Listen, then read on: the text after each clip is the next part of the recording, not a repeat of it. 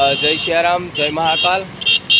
આજે મારી અયોધ્યા ધામની સાયકલ યાત્રાનો આ ચોથો દિવસ છે।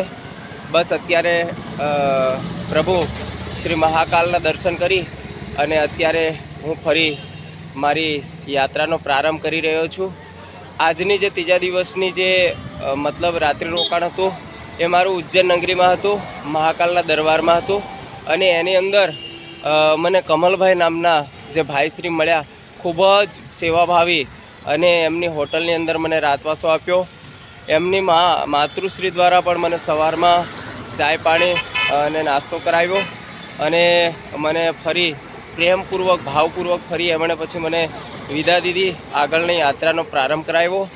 તો હું એમનો પણ આભારી છું, ઋણી છું, અને અયોધ્યા ધામ પહોંચી અને એમની પણ ભગવાન સિયારામને પ્રાર્થના કરીશ।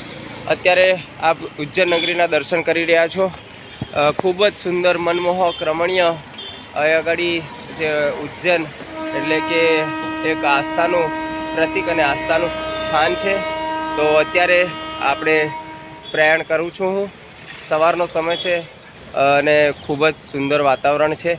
તો ફરી નેક્સ્ટ જ્યારે મારે નાસ્તો પાણી કરવાનું થશે ત્યારે આપને ફરી પણ મળીશું। એટલે સૌને ફરીવાર મારા જય મહાકાલ, જય સિયારામ।